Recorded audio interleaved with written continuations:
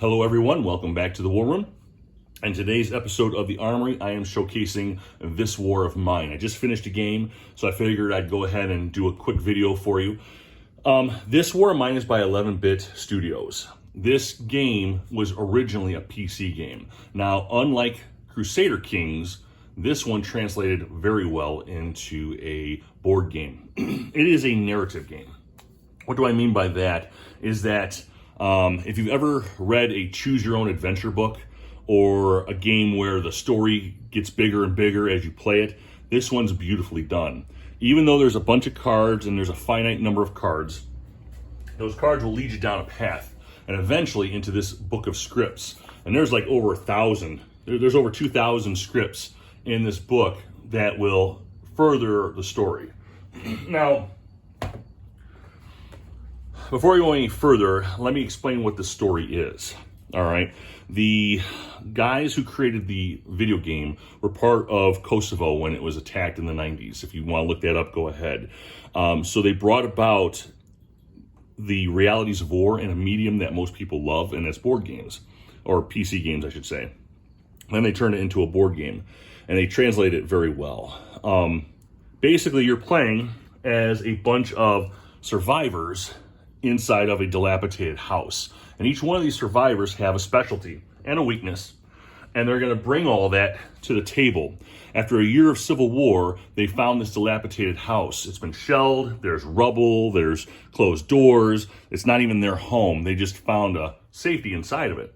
And during the game, you're going to explore the house. You're looking for components. You're looking for food, medication, ways to stay warm. You're going to get colder throughout the game, and that's going to bring even more misery to your characters.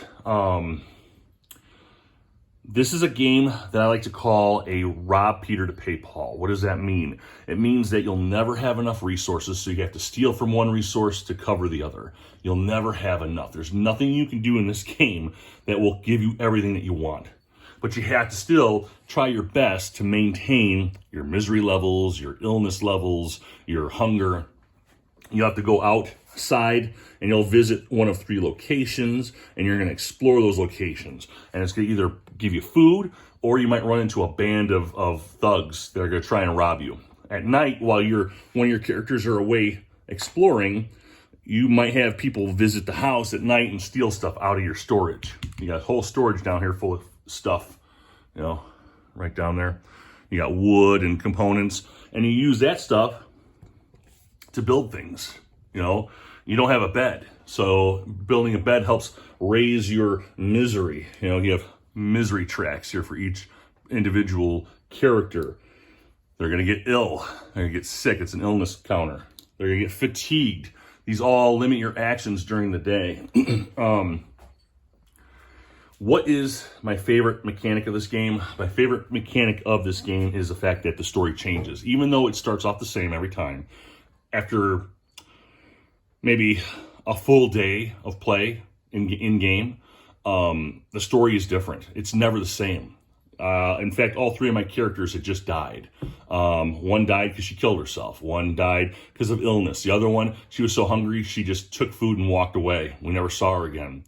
I guess my favorite mechanic to this game is not so much the story as it is the fact that it's telling a story of a reality of war, right?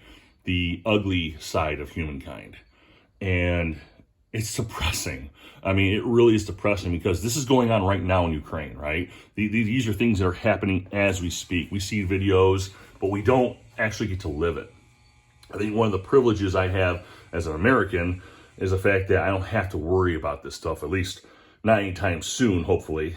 But there are people, even not in Ukraine, who are going through this now, maybe in Africa or in one of the smaller countries that nobody ever really pays attention to, right? Because media is biased and they only cover what they want.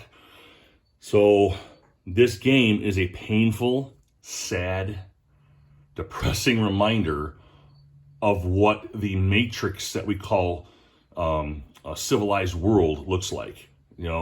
Past the grocery stores that are full and past the responding police and fire, there's this. The reality is that the things around us break down. Our mentality, our buildings, our feelings, our civility. It all breaks down. You know, it's kind of like that house. Once you abandon it, eventually it will be covered by grass. It will be covered by bushes and trees. There's nothing you can do about it. You know, nature takes what's hers and leaves everything else behind. And this game here is very good. It's very good at making you feel that way. It seems like no matter where you go, you're gonna lose somewhere. And my 3 characters, they died. Well, 2 of them died. The other one took off. And there was nothing I can do about it.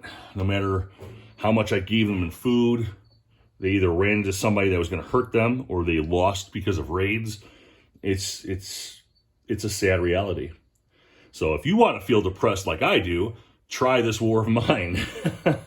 No, I don't mean to be sounding that low, but this game is really, really good.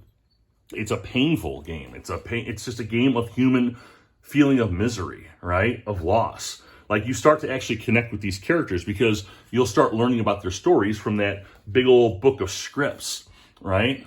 And what's cool about this game is that the rule book comes in this little journal, and it's only, like 10 pages? Not even 10 pages. No, not even, it's like 5 pages. You don't have to know the rules to play this game. All you gotta do is set it up, follow the journal, and this journal will tell you what to do. And if you want further explanation of the rules, they have little sections like day actions, frequently asked questions, see 300. They're talking about the script book. The script book will give you even further explanation of the rules if you need it.